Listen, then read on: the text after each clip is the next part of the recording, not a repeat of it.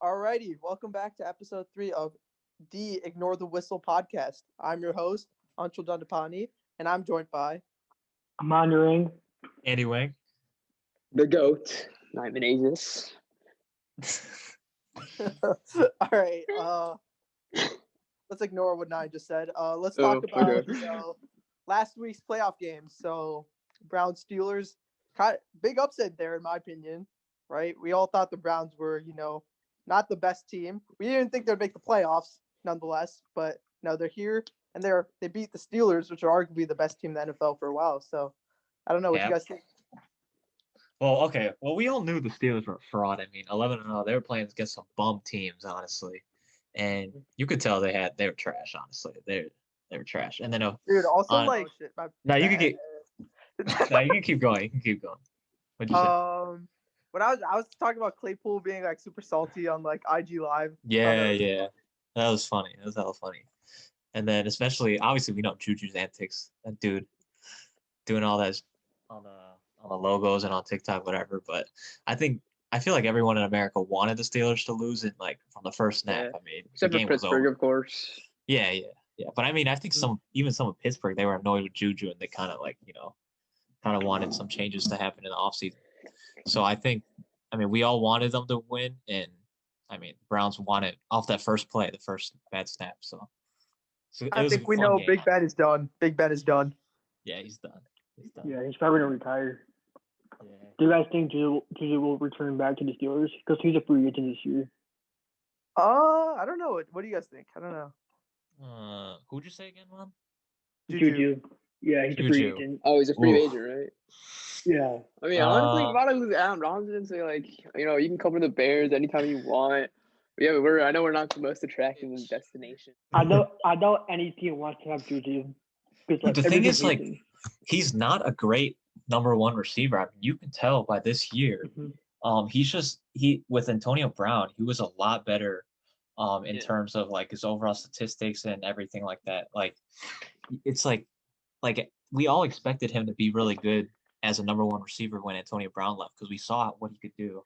But I mean, just this year, 830 yards, 9 touchdowns, just like for a number one receiver in that offense is just. And we expected a lot more, honestly. I mean, his quarterback play hasn't been the best. I mean, obviously, he played with Mason Rudolph, who's arguably like that guy has a dent in his head.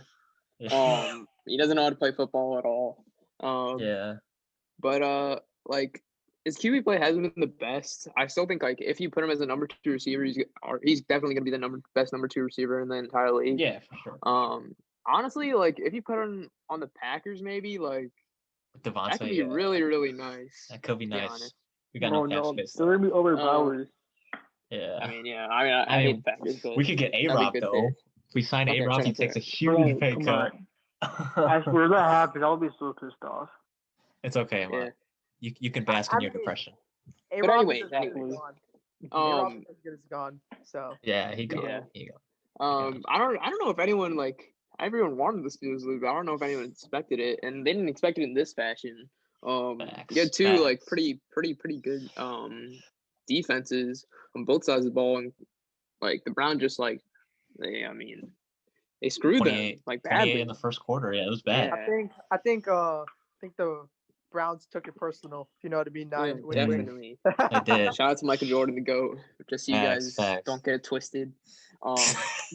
Yeah, but obviously, I feel like those comments that the Steelers made before the game definitely motivated them. I don't know how the Browns won without their coaching staff, but they did it. So shout out to all the Browns fans watching. You guys deserve this playoff win. Happy for y'all. Mm-hmm. All right, yeah. So this weekend, also something more interesting happened was Ravens got their revenge on the Titans in the playoffs. So I think that was pretty crazy. And I think that's gonna be one of the best rivalries in the next at least few years. It's gonna be really interesting. Yeah. So yeah, I have that. But I mean, I'm a notorious Ravens hater. I don't know why. I just don't like the Ravens, honestly. I think for me it stems back to that Super Bowl with against the 49ers. When I was a Kaepernick fan, I really wanted the 49ers to win. And the Ravens beat them, so I just been a Ravens hater. So I came into this, I wanted the Titans to win. But I mean, Ravens played well. Obviously, we know what Lamar can do, and I think I underestimated how good Lamar was. I was talking a lot of smack earlier in the year, but I think Ravens are legit, especially with that offense. They look good last week. Yeah. I mean that running attack, like everyone after last year, after that collapse by Lamar, people were questioning whether he was a playoff QB, and he pretty much he kind of like took over this game, to be honest. Especially with his running attack. Yeah. Also, they were able to and he shut pretty off much ended the game. Yeah, their run defense played really, really well against it and was able to contain them to somewhere in the six. I'm not 50, even sure how many. I think under 50. I mean, so they were really good. Who do they play this week? Bills. Yeah, they're about to clap. Bills Mafia, really good game. Yeah. We can debate that. But what are your guys' thoughts on the Ravens dancing under the logo? I mean, they I see no problem with it, considering the Titans basically did the same earlier. Yeah, they disrespected the logo, the Ravens logo. So I mean, I see no problem with that. I say disrespect, it cancels out. You know what I'm saying? Like, exactly. So, like usually 2 wrongs don't make a right, but in this situation, I think 2 wrongs make a right. Honestly, I think they're gonna forget about it by next year. Like it's over. No, this is a they're gonna have more bad blood. Yeah, we'll see. I mean, it all started with Derrick Henry like sending Earl Thomas to another dimension, but it's gonna be it's gonna be a good rivalry. Dude, have you seen the memes of like Earl Thomas? It's like, oh, Derrick Henry didn't have his lead blocker this game. That's why. I saw that. Yeah, that's funny. But that was really funny. Mm-hmm. All right, so how about this? What are we thinking for this Bills Ravens game that we got? Yeah, so I was gonna bring it up next. Yeah, Bills Ravens. I think Bills are gonna absolutely clap the Ravens because the Bills offense is amazing. So yeah, I agree.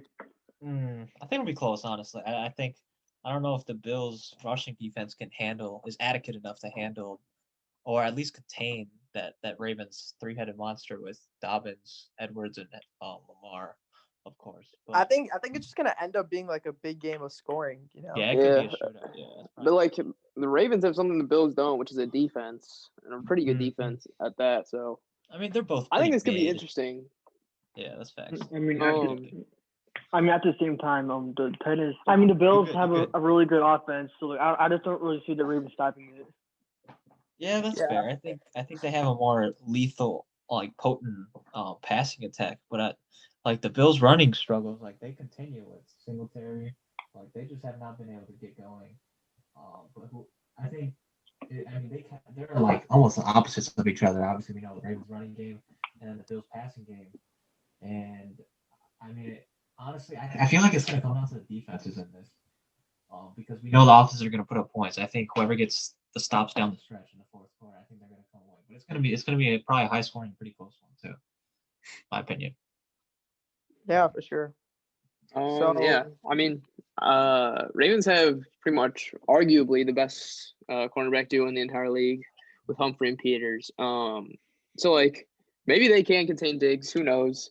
They obviously have a really good run defense, but I'm actually gonna pick the Steelers to win this one. This is gonna be an upset of the week. Steelers. Sorry, not the Steelers. My bad. I'm in last week. They already lost, baby. I'm picking the Ravens. I want to pick the Ravens. This is my upset pick of the week.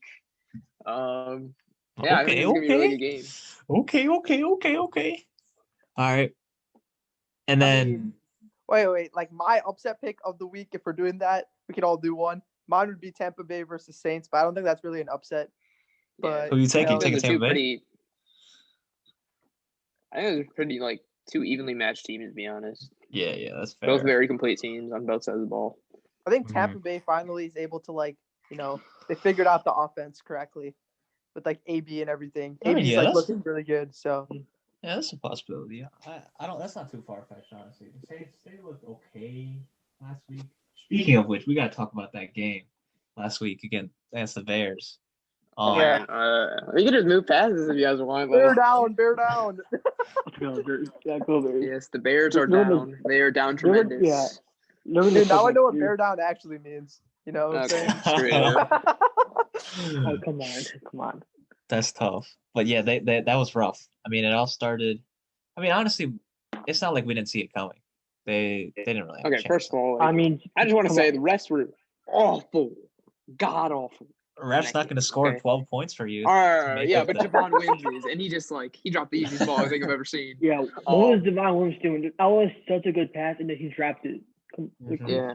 You know, I would say people the MVS.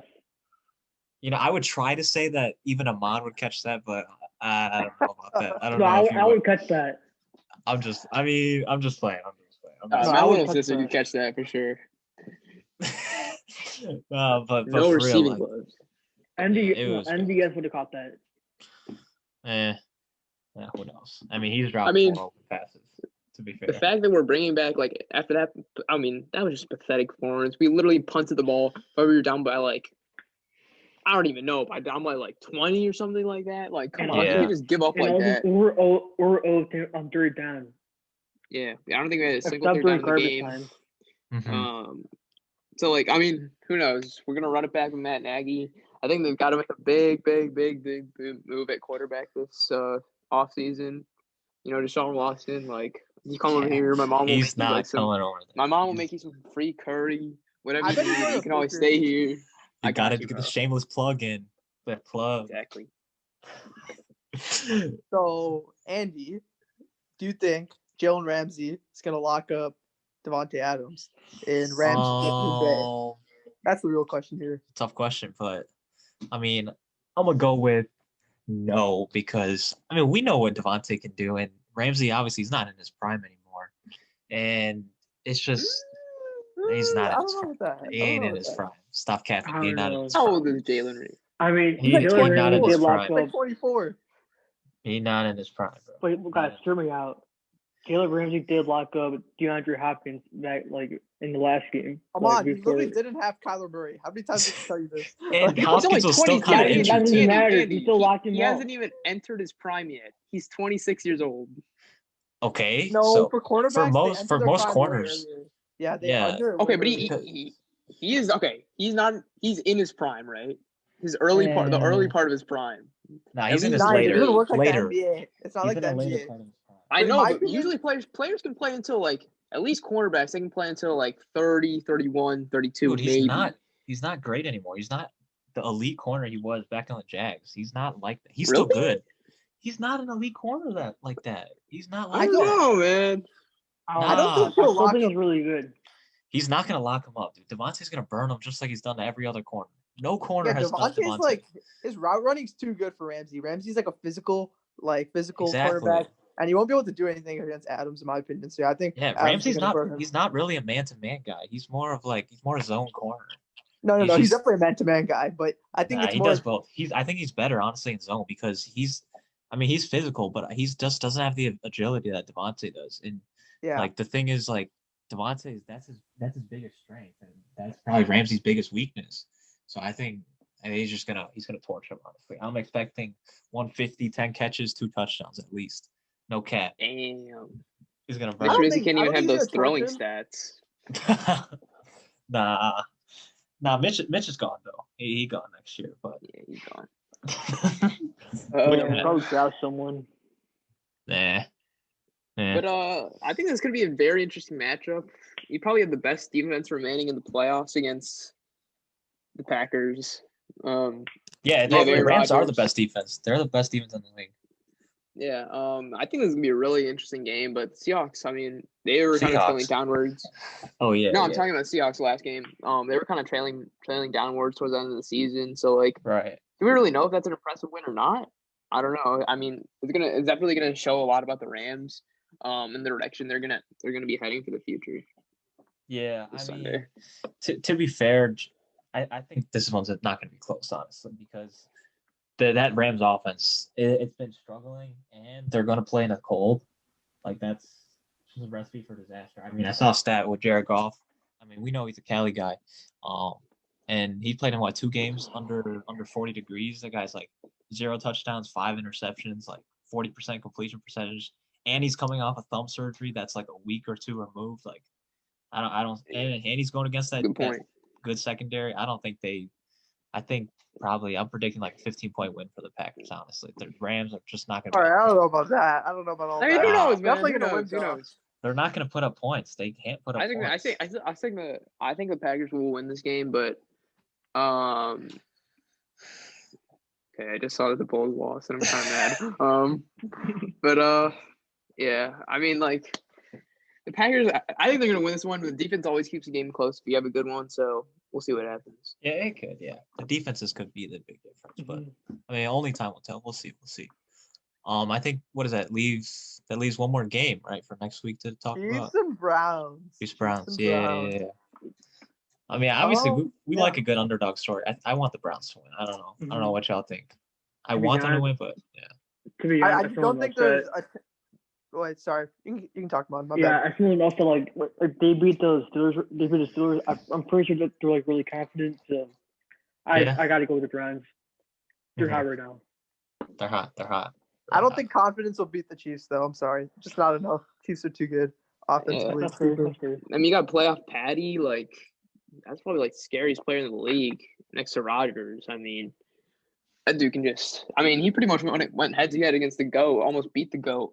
In his first season, I want to say, or second season. Yeah, but like, I mean, Chiefs are pretty much unstoppable. Let's see. This is gonna be interesting, but I think the Chiefs will win this one pretty handily.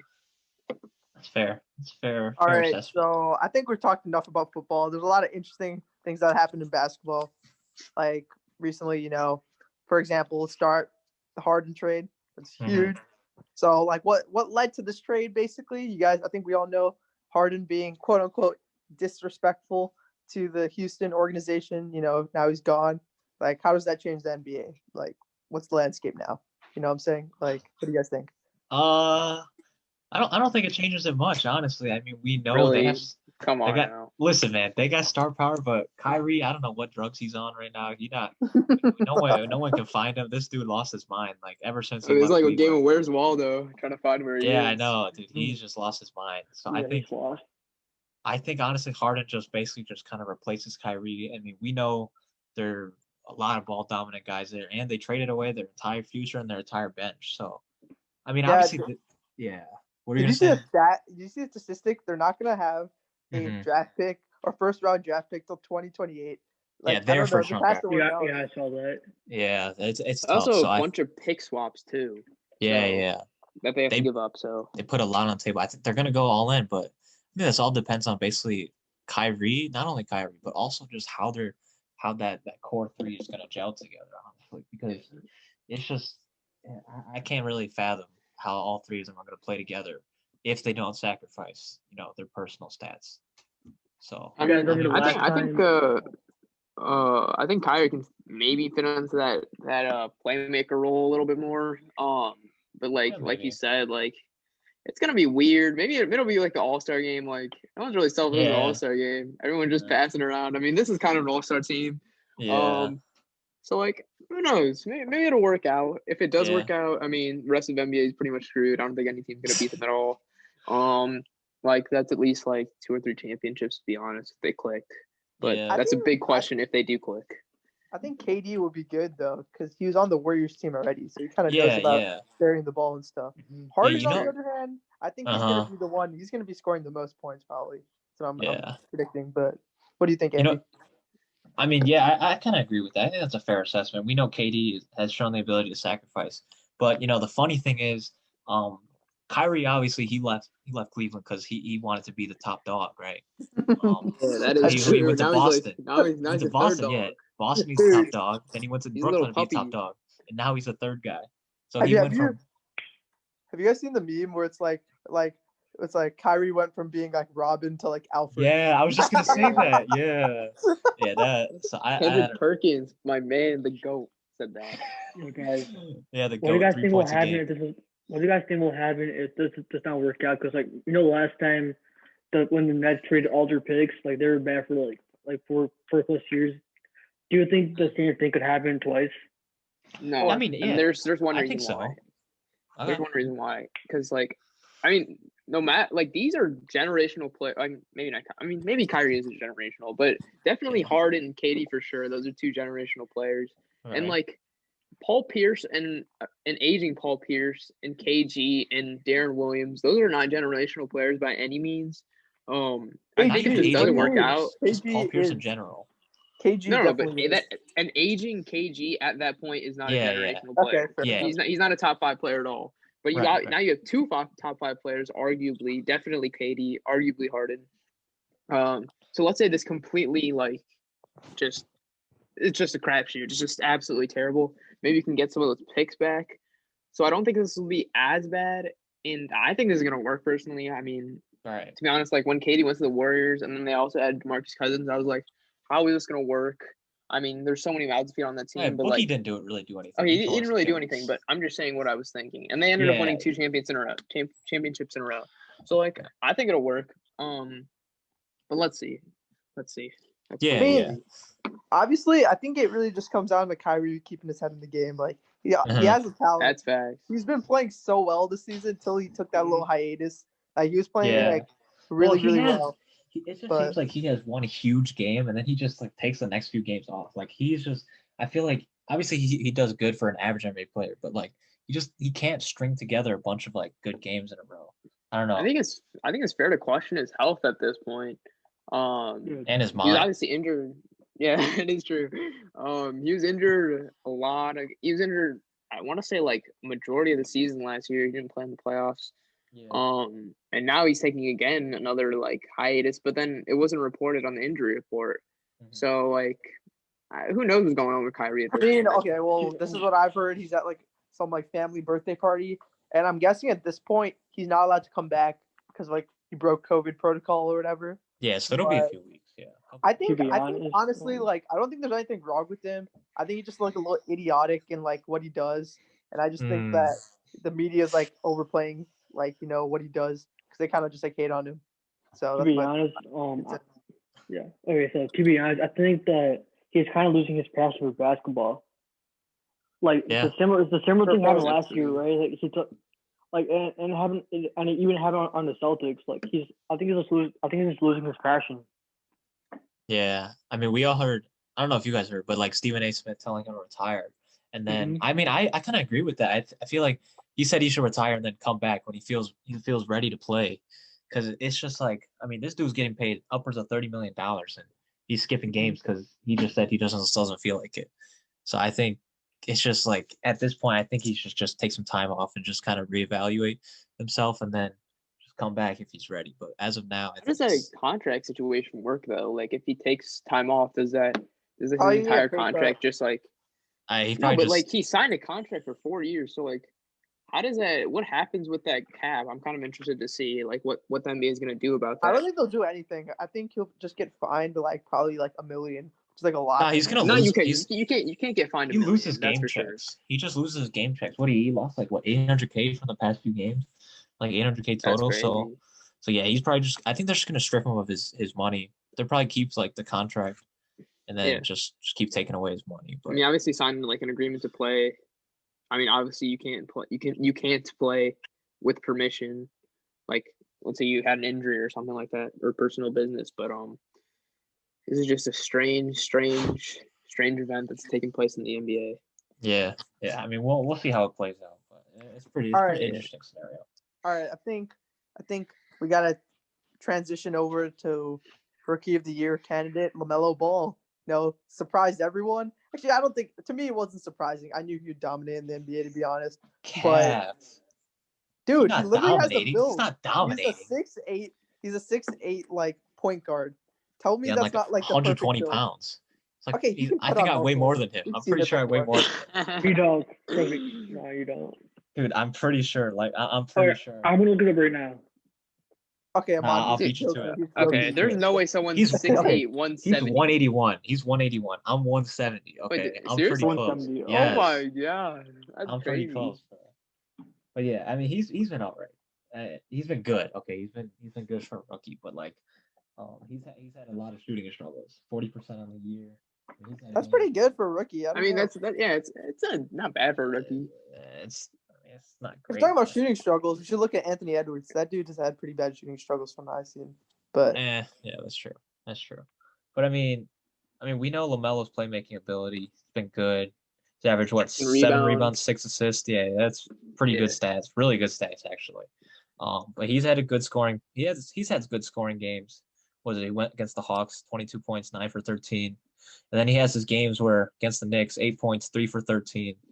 So it's just, I mean, he'll find his consistency. He'll find his stroke, honestly. I think with him, pause. he just improved so much in such a Mhm. short period of time. Like I saw this one meme.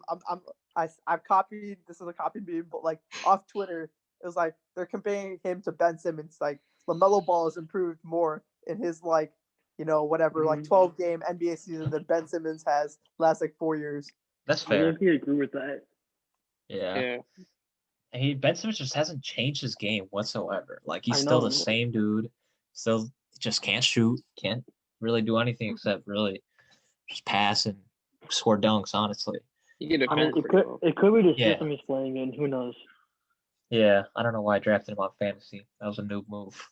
But yeah, he kind of trash. Wait, what do you like? Okay, like that 76ers team. Like, do you think Ben Simmons, like Harden, like you think he should have been traded for Harden? Because like that 76er team turns into like probably the best team. I mean, there was no way they were trading him to there because obviously the old Rockets GM Daryl Morey, he was going there. And then how bad would that look for the owner, for the Rockets owner, if you traded both his former star player on the Rockets and his former GM to the Rockets? Like, that would never have happened. But if he did get traded there, like, I think honestly, I feel like it would work probably better than the Nets, just because I feel like they kind of complement each other a little bit better than the Nets do, because the Nets are all isolation kind of players, whereas if you add Harden to the Sixers, they get that kind of shooting that Ben Simmons doesn't have. So I feel like it would complement better. He got traded. I think John Wall and Ben Simmons pairing is kind of odd, to be honest. That's true. Yeah, they're both kind of like playmakers, and they both kind of play like a similar. They both play like pretty much point guard at this point. So I feel like that would be kind of a weird fit. I mean, if they can lock up Oladipo if he does well, I feel like this is a really, really good trade. Especially if they get him on a good contract. Then you have Oladipo, and then like I don't know, like 4 first-round picks, 4 pick swaps, and you're obviously not going to get that with the 76ers. So yeah, it's a good. Yeah, Rockets don't look bad. Rockets don't look bad for sure, especially my boy Christian Wood. He's been having a nice season. He's been balling, dude. Yeah, he's been really good. I mean, we even saw that last year. I mean, after I think Drummond got hurt, he started going ballistic. Traded, I think. Yeah, he got traded. Yeah, dude, he was going off. So I think he's probably in the front running for was it most improved player? Yeah. So I mean, that Rockets team is pretty interesting now that they added Oladipo. Yeah. I don't know if it'll be able to push for a playoff spot, but they can at least make the game pretty much every game they play in at least somewhat competitive. I think they could surprise people and get like a 6 seed or something like that. A 6 or 5. 6 seed. Oh, that's in the West. I don't think they're making the playoffs. Actually, maybe I'm stretching. Maybe an 8. Yeah. Then maybe 8. I think they're gonna fight for an 8 because there are just too many teams in the West right now. Like they are just stacked. They're not making the playoffs. Yeah, I think it's even, honestly. I think now with that Harden trade, it makes it a little bit more even. But I think obviously I think the West is more stronger at this moment, but it's gonna be close. But Rockets, they're gonna fight for the AC. I don't know if they'll get it, but the talent is starting to come over to the East. Like you have KD, Durant now. Those are 2 top 5 players.